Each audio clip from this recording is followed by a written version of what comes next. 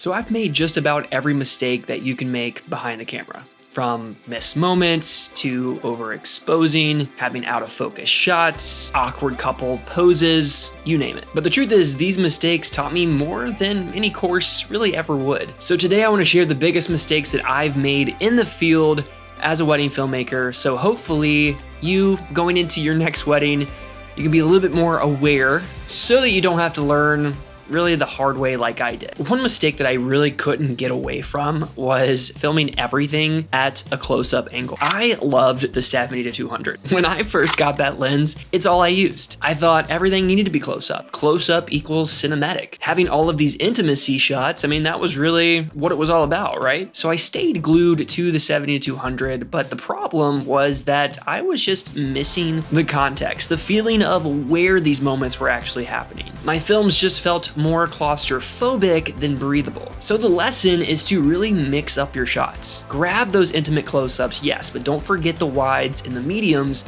so that you can paint the full picture. The second mistake was trusting the DJ instead of using my own mic. Oh, I'll just plug into the DJ's soundboard, it'll be fine, they're professional, their equipment's better than mine, it'll be fine. But it wasn't fine. When you rely on someone else, usually that's when everything goes wrong. You get static, you get clipping, you get hums, or worse, you get music playing underneath your audio file because the DJ forgot to separate the tracks. I've been through the thick and thin with Nick, and he's really good to be here tonight. It's fine. It's fine. I've honestly forgotten about it. We're putting all this together, you know, there's so much behind it. So the lesson is to run your own audio sources. A groom mic, an officiant's mic, a bride's mic. Make sure that you have backups with the sound system because redundancy really is key to capturing the wedding day successfully. And you never want to assume that someone has your back on the wedding day because ultimately it's not their responsibility to capture quality sound for your film.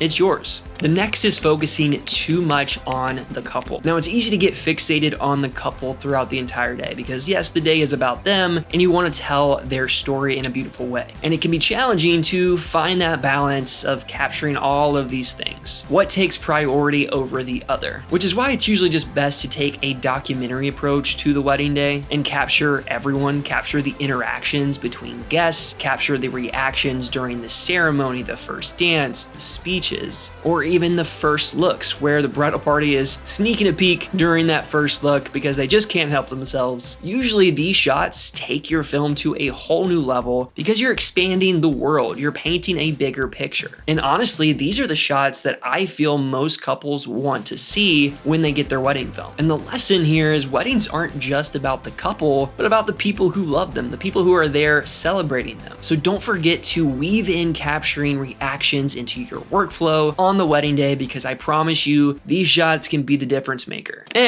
I'll fix it in post, right?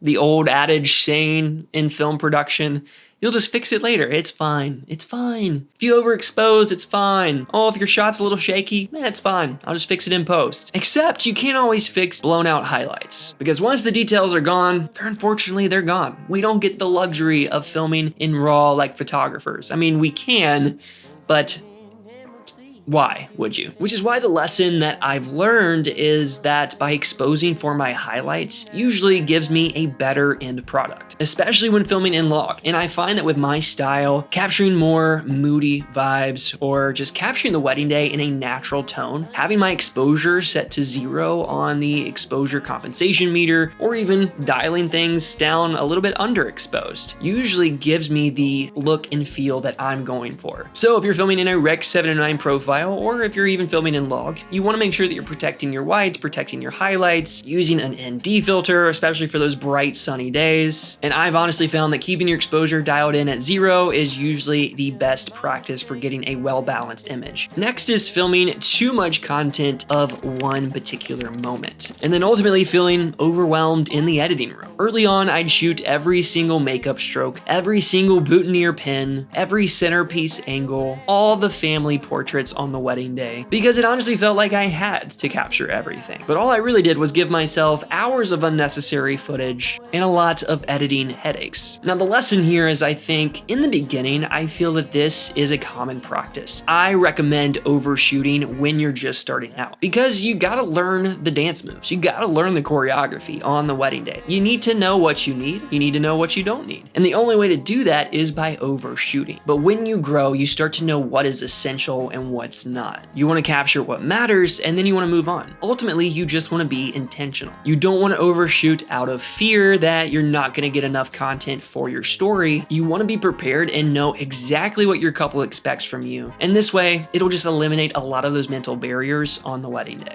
of not having to capture everything, just capturing the right thing. This one I regrettably still make to this day, and that's forgetting to clean my lenses. Smudges, dust, fingerprints, and me wondering why my footage looks so hazy. Now, don't get me wrong, I love a soft, diffused look like the next guy, but this can ultimately ruin your film's impact later on if you're not being aware in the moment and really understanding what is causing this. Because I know sometimes it can feel like, oh, it's just the humidity, or maybe my mist filter isn't screwed on too tight. And then when those things don't work, you're like, well, crap, I got the bride walking down the aisle in like 5 seconds. I don't know what to do. And that's why really the lesson is to just always carry around a little microfiber cloth in your camera bag so that you can quickly pull it out, just wipe your lens off, and then keep filming. And wiping your lenses regularly throughout the day is honestly a good practice, especially when you change locations, especially when you're dealing with that humidity. Making sure that you're actually getting outside 5 minutes or at least 10 minutes before the next moment is gonna happen so that your cameras can adjust. That's honestly the worst when you're like going from indoors where it's like nice and air conditioned, then you're going outside and then all your cameras fog up and you're like, wait, we gotta wait because all my cameras, I can't see anything.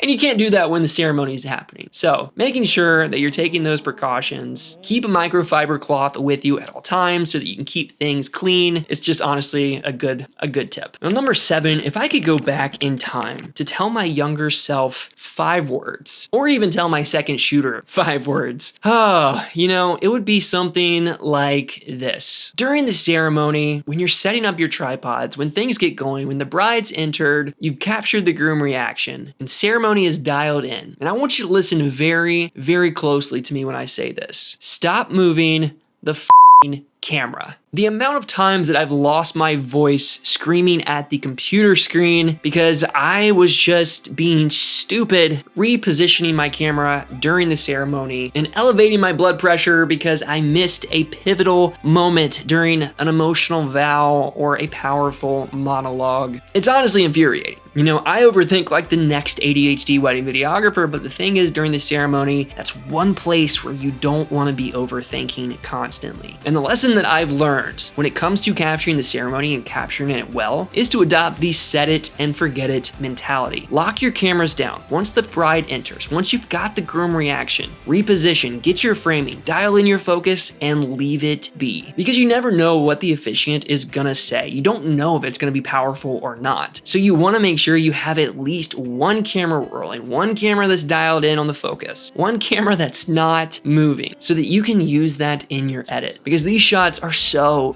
beneficial to your story. And especially from a documentary perspective, I feel like having that shot is so much better than having a shot that's just constantly moving and repositioning. So set it and forget it, keep the camera rolling, and just let it ride. Now, when I used to use the C100s for filming weddings, I notoriously used to always forget to switch my ND filters off when going indoors. I'd always be like, why is my footage so noisy here? Why is it so dark? And not thinking that I had the ND filter turned on. And when you're in a rush and you're switching locations, it's so easy to forget those minute details, those little things that you just get back in the editing room later and you realize, why is my ND filter on here? Why didn't I switch it off? Because in the moment, you're thinking about 1,000 different things. So the lesson is just to breathe, to slow down, to check your settings, double check your camera settings when you're switching locations, build this into your workflow so that it becomes second nature and that you don't make those common mistakes. mistakes. Number 9 is shooting in high frame rates during dialogue-driven moments. Now, slow motion is beautiful, but it's not always the best to film in higher frame rates during the dialogue-driven moments, and this is something that I have been notorious for. For the longest time, I was always filming in 60 FPS during every moment on the wedding day. But now that I've adopted a different approach to how I film the wedding day, mixing frame rates, using 60 frames per second during those creative moments like the bride's exit or the bride's entrance or the portraits, or really any moment that I could foresee myself slowing down later on in the edit. Usually my camera is mixing frame rates during the day while my stationary tripod cameras are stuck at 24. And this way I don't have to overthink whether or not I switch frame rates. They're all just like set to 24 for my static angles, and for my roamer camera, I get to choose which frame rate is pivotal in this moment. A good lesson or rule of thumb is to just save the higher frame rates for those creative shots, for the portraits, for the bride's entrance, for the couple's exit, and make sure your camera's locked into 24 frames per second during those dialogue-driven moments. And the last is something that I feel like is universal because, wedding days are so unpredictable sometimes. We're not always perfect on the wedding day, albeit we're feeling uncreative or uninspired, or we're just off that day. Nothing feels worse than nailing your composition but missing the focus. And oftentimes it's my fault thinking that I could dial in my manual focus when the bride's coming into the ceremony or when they're exiting at the end of the night, or over relying on autofocus, and because of the low light, because of whatever barrier or yellow tape that's in my way is causing it to fluctuate and not do what it needs to do.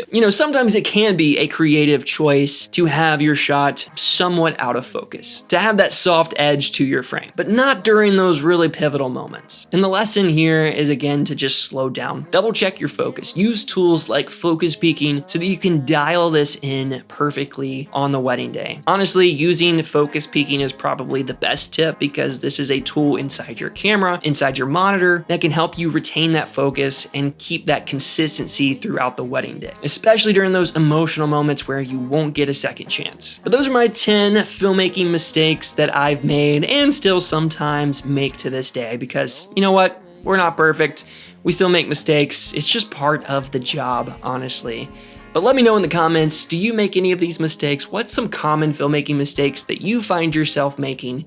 Either way, I'd love to hear from you guys. So until next time, keep creating and telling beautiful stories. Peace. When you said the thing I said you should say. And oh God, that witch is awful.